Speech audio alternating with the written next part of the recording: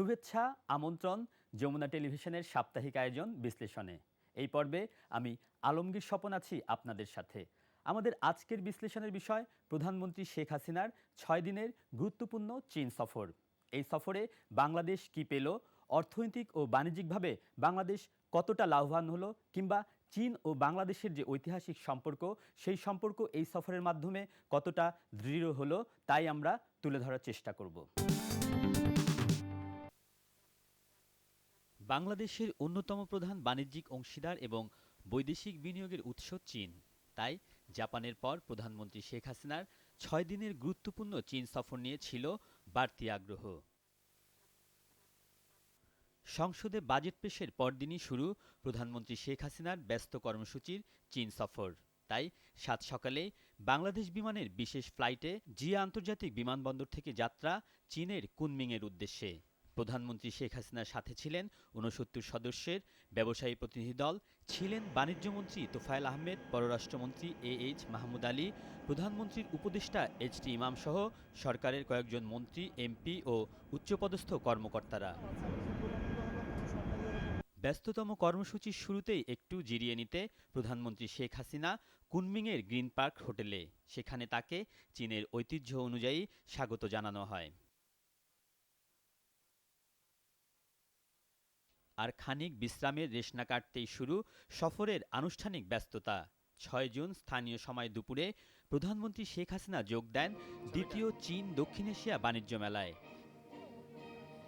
চীনের সাথে দক্ষিণ এশিয়ার দেশগুলোর অর্থনৈতিক ও বাণিজ্যিক সম্পর্ক দৃঢ় করতে প্রতিবছর এই মেলা অনুষ্ঠিত হয়। গত বছর বাংলাদেশ ছিল মেলার থিম কান্ট্রি। মেলার উদ্বোধনী অনুষ্ঠানে প্রধানমন্ত্রী শেখ হাসিনা বিশেষ অতিথি হিসেবে বাংলাদেশের এগিয়ে যাওয়ার চিত্র তুলে ধরেন। বিগত 5 বছরে প্রবৃদ্ধি 6 ভাগ ধরে রাখা, দারিদ্রতার হার কমিয়ে আনা, বৈদেশিক মুদ্রার রিজার্ভ বৃদ্ধিসহ বাংলাদেশে বিনিয়োগের অনুকূল চিত্র তুলে ধরেন মেলায়। আর এই অর্জন ধরে রাখতে দক্ষিণ এশিয়ার অন্যতম সমস্যা দারিদ্রতা, সন্ত্রাস, জঙ্গিবাদ ও জলবায়ু পরিবর্তনের ঝুঁকি মোকাবিলায় চীনের সহযোগিতার আহ্বান জানান প্রধানমন্ত্রী। Today also help us in fighting poverty, terrorism, climate change, and other challenges united. Our goal is a prosperous region based on knowledge, education, and a strong bond of friendship with China, well placed to harmonize our progress to prosperity as our cooperation and development partner. পরে চীনের উপপ্রধানমন্ত্রী Wang ইং, Yunnan প্রদেশের governor সহ ব্যবসায়ীদের সাথে সৌজন্য সাক্ষাৎ করেন। সফরের দ্বিতীয় দিনে প্রধানমন্ত্রী শেখ হাসিনা কুনমিংয়ের হাইজেং সম্মেলন কেন্দ্রে নবম চীন দক্ষিণ এশিয়া বিজনেস ফোরামের বৈঠকে অংশ নেন। সেখানে প্রধানমন্ত্রী চীনা ব্যবসায়ীদের প্রতি বাংলাদেশে বিনিয়োগের আহ্বান জানান, তুলে ধরেন বাংলাদেশে বিনিয়োগের অনুকূল চিত্র। Chinese investment is fully protected under the existing bilateral investment protection treaty and a bilateral tax convention. Another added attraction is that as an LDC, Bangladesh is enjoying duty-free and quota-free market access to the EU and almost all developed countries. প্রধানমন্ত্রী এ সময় বাংলাদেশ চীনের বিশাল বাণিজ্য ঘাটতির চিত্র তুলে ধরেন। 2012-13 অর্থবছরে চীনের সাথে বাংলাদেশের বাণিজ্যের পরিমাণ ছিল 6.7 বিলিয়ন মার্কিন ডলার। এর মধ্যে বাংলাদেশ চীন থেকে আমদানি করেছে 6.3 মিলিয়ন মার্কিন ডলার। আর এর বিপরীতে বাংলাদেশের রপ্তানি মাত্র 458 মিলিয়ন মার্কিন ডলার। বাংলাদেশি পণ্যের শুল্ক সুবিধা আরও বাড়ানো, বিনিয়োগ, রপ্তানি বাড়ানোর মাধ্যমে এই অসম বাণিজ্য দূর করার আহ্বান জানান শেখ হাসিনা। সফরের প্রথম দুদিন বিভিন্ন বিজনেস ফোরামের বৈঠকে প্রধানমন্ত্রী শেখ হাসিনা বাংলাদেশের অর্থনীতি আর রাজনীতির হাল হকিকত তুলে ধরেন, কথা বলেন বিনিয়োগ পরিস্থিতি নিয়ে। তবে এই সফরের গুরুত্বপূর্ণ অংশটি তখনও বাকি। আর এই অধ্যায়ের শুরু চীনের বেইজিংয়ে ঐতিহাসিক টিয়েনআনমেন স্কয়ারে চীনের জাতীয় বীরদের প্রতি শ্রদ্ধা জানিয়ে। এ সময় প্রধানমন্ত্রী পরিদর্শন করেন হিরোজ অব পিপলস মনুমেন্ট।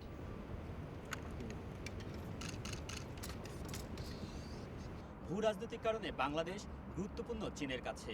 সোমবার দুদেশের প্রধানমন্ত্রীর বৈঠকে সেই সম্পর্ক আরও দৃঢ় হবে বলে মনে করে বাংলাদেশ। চীনের ঐতিহাসিক গ্রেট হলে ৯ জুন সোমবার প্রধানমন্ত্রী শেখ হাসিনাকে আনুষ্ঠানিক অভ্যর্থনা জানান চীনের প্রধানমন্ত্রী লি কেকিয়াং।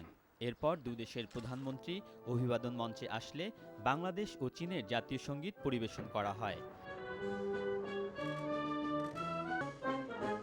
সশস্ত্র অভিবাদনের পর দুই প্রধানমন্ত্রী লি কেকিয়াং ও শেখ হাসিনা কুচকাওয়াজ পরিদর্শন করেন।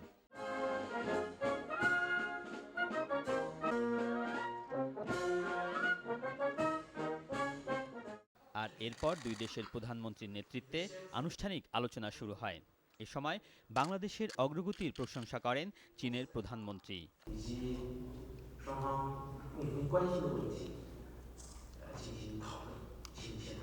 বাংলাদেশের উন্নয়নে সহযোগিতা অব্যাহত রাখায় চীনের ভূমিকার জন্য কৃতজ্ঞতা জানান প্রধানমন্ত্রী Sheikh হাসিনাও। For your kind words of welcome and warm hospitality accorded to me and to my delegation. আনুষ্ঠানিক আলোচনা শেষে দুই দেশের মধ্যে ২০ দফা সম্মিলিত যৌথ ইস্তেহার এবং ৬টি দলিল স্বাক্ষরিত হয়। এর মধ্যে রয়েছে ২টি করে চুক্তি, সমঝোতা ও লেটার অব এক্সচেঞ্জ। দুই প্রধানমন্ত্রীর উপস্থিতিতে স্বাক্ষরিত চুক্তিগুলোর মধ্যে রয়েছে বাংলাদেশ ও চীনের মধ্যে অর্থনৈতিক ও কারিগরি সহযোগিতা এবং যৌথ উদ্যোগে পটুয়াখালীর কলাপাড়ায় ১৩২০ মেগাওয়াট কয়লাভিত্তিক বিদ্যুৎ কেন্দ্র স্থাপন।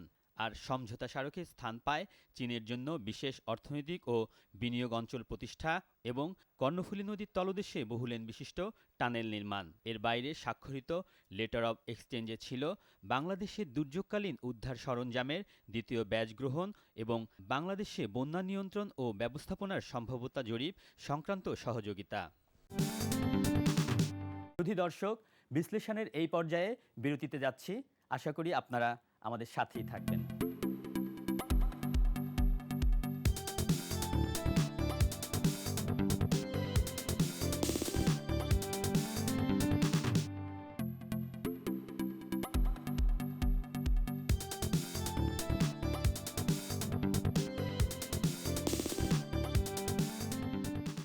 আবারও আমন্ত্রণ বিশ্লেষণের এই পর্যায়ে চীন সফরের যে প্রাপ্তিগুলো, সেই প্রাপ্তিগুলোর আরও বিস্তারিত আমরা তুলে ধরব। কর্ণফুলী নদীর তলদেশে টানেল নির্মাণে সমঝোতা স্মারক স্বাক্ষরের ক্ষেত্রে ছিল নাটকীয়তা। দুই প্রধানমন্ত্রীর আনুষ্ঠানিক বৈঠকে এ নিয়ে আলোচনা হলেও সমঝোতা স্মারক স্বাক্ষরিত হয়নি। তবে গেট হলের নৈশভোজে শেখ হাসিনা চীনের প্রধানমন্ত্রীকে বিষয়টি মনে করিয়ে দেন, আর এতে মেলে ইতিবাচক সাড়া।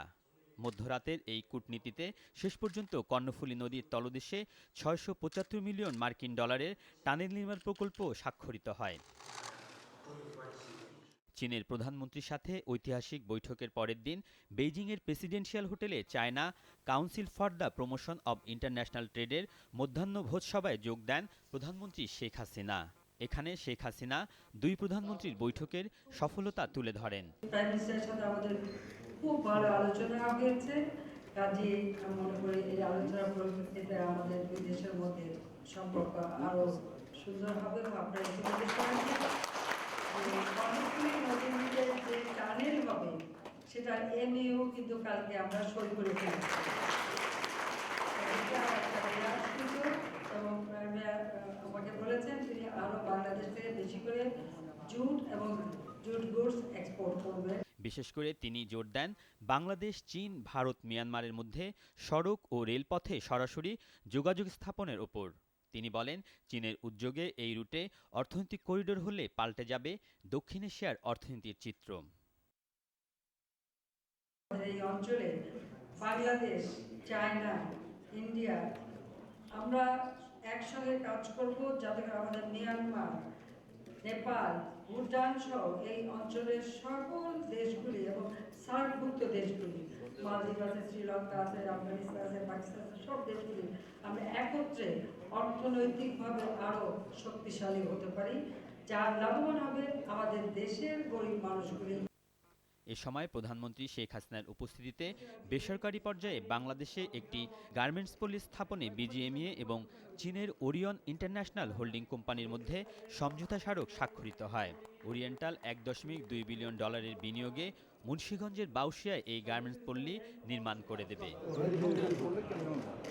পুরোটা তারা ইনভেস্ট করবে এবং তারা এখানে মাটি ভরাট থেকে শুরু করে ইনফ্রাস্ট্রাকচার শুরু করে সকল ফ্যাক্টরি এবং সকল ফ্যাক্টরির ডিজাইন ওখানে একটি ডিজাইনই হবে এবং যত ডিজাইন এক ডিজাইন হবে। এখানে থাকবে ব্যাকওয়ার্ড লিঙ্কেজ। এখানে রপ্তানির জন্য তারা ইনভেস্ট করবে 1.2 বিলিয়ন এবং তাদের এখানে 250টা ফ্যাক্টরি হবে ব্যাকওয়ার্ড লিঙ্কেজ সহ এবং এখানে টোটাল ভলিউম আমরা যেটা হিসাব করা হয়েছে প্রিলিমিনারি স্টেজে $3 বিলিয়ন এক্সপোর্ট হবে এই শিল্প পার্ক থেকে এবং এখানে প্রায় 3 লক্ষ শ্রমিকের চাকরির বন্দোবস্ত হবে। কম মজুরি ও খরচের কারণে সামনে তৈরি পোশাকের ক্ষেত্রে চীনের বাজারে প্রবেশের বড় সুযোগ সৃষ্টি হয়েছে বলে মনে করেন দুই দেশের ব্যবসায়ীরা। Why we invest here? Because the population in Bangladesh is big, and the percentage of young people is bigger than China. China becomes the old people society. So for the garment industry, we need young people. So that's why we try to move some of our garment industry to Bangladesh. Like China, and now for the labor-intensive industry, we have to slowly outsourcing. But for us, Bangladesh is one of the best choice because I'm in Bangladesh 2 years. I'm Chinese entrepreneurs in garments industry, and the China government and also will support Bangladesh government. Bangladesh still remain the reasonable competitive price in the market. So China is a huge consumer market, as bigger as the US. So if Bangladesh can enter China market, it will help Bangladesh. তবে প্রধানমন্ত্রী চীন সফরে কক্সবাজারের সোনাদিয়ায় গভীর সমুদ্রবন্দর নির্মাণ নিয়ে কোনো সমঝোতা স্মারক না হওয়ার বিষয়টি ছিল সবচেয়ে আলোচনায়। চীন সফর শেষে গণভবনের সংবাদ সম্মেলনে তাই প্রথমেই প্রধানমন্ত্রী শেখ হাসিনাকে এই প্রশ্নের মুখে পড়তে হয়। আর প্রধানমন্ত্রীও তার স্বভাবসুলভ ভঙ্গিতে এর জবাব দেন, বলেন কেন এ নিয়ে কোনো যৌথ ঘোষণা আসেনি। গভীর সমুদ্র বন্দরের ব্যাপারে বলবো, আমরা অনেক দেশ থেকে অনেক প্রস্তাব পেয়েছি, প্রস্তাবগুলি বিবেচনা করা হচ্ছে। এখানে যে খুব দ্রুত আমাদের এই গভীর সমুদ্র বন্দর করে দিতে পারবে, আমরা তার সাথে সমঝোতা করব, তাকে দিয়ে করাবো। কাজে এই বিষয়টা এখনও পরীক্ষাধীন রয়েছে এবং এ বিষয়ে আলোচনাও হয়েছে। আলোচনা হয় তা না, আলোচনা হয়েছে। এ সময় চীন সফরে বাংলাদেশের জন্য আরও যেসব প্রাপ্তি রয়েছে তা তুলে ধরেন প্রধানমন্ত্রী। তিনি জানান, ঋণ ও অনুদান মিলিয়ে প্রায় $5 বিলিয়ন অর্থ সহায়তা পাচ্ছে বাংলাদেশ। এর মধ্যে আরও থাকছে রাজশাহীতে ওয়াসার পানি শোধনাগার প্রকল্প, চট্টগ্রামের কালুরঘাটে কর্ণফুলী নদীর ওপর দ্বিতীয় রেল সড়ক সেতু নির্মাণ, চট্টগ্রাম, রামু, কক্সবাজার এবং রামু থেকে মিয়ানমারের গুন্ধুম পর্যন্ত রেল লাইন স্থাপনে অর্থ সহায়তা। এছাড়া এতদিন চীন বিভিন্ন প্রকল্পে বাংলাদেশকে যে অনুদান দিত তা দ্বিগুণ হয়েছে বলে জানান প্রধানমন্ত্রী। প্রতি বছর এক্ষেত্রে চীনের অনুদান ছিল $25 মিলিয়ন, আর এবার তা বেড়ে হয়েছে $50 মিলিয়ন। একে তার সরকারের সফলতা হিসেবে মনে করেন শেখ হাসিনা। সার্বিক বিবেচনায় চীনের সাথে বাংলাদেশের দ্বিপাক্ষিক সম্পর্ক, বিনিয়োগ, ব্যবসা বাণিজ্য, অর্থনৈতিক, বিজ্ঞান ও কারিগরি সহ সকল ক্ষেত্রে সহযোগিতা, বন্ধুত্ব এবং অংশীদারিত্বের সম্পর্ক আমার চীন সফরের মধ্য দিয়ে নিবিড় হবে বলে আশা করা যাচ্ছে। চীনের সাথে বাংলাদেশের কূটনৈতিক সম্পর্কের 40 বছর পূর্ণ হবে 2015 সালে। সরকারের নীতি নির্ধারকরা মনে করছে, প্রধানমন্ত্রী শেখ হাসিনার চীন সফরে সেই সম্পর্ক আরও দৃঢ় হয়েছে। এর মাধ্যমে দুদেশের দ্বিপাক্ষিক সম্পর্ক শুধু জোরদার হয়নি, এতে বাংলাদেশের অর্থনীতি এগিয়ে যাবে আরও অনেক দূর। সুধী দর্শক, বিশ্লেষণ আজ এ পর্যন্তই। আগামী পর্বে অন্য কোনো বিষয় নিয়ে আমরা থাকব আপনাদের সাথে। সে পর্যন্ত সুস্থ থাকুন, ভালো থাকুন, থাকুন যমুনা টেলিভিশনের সাথে।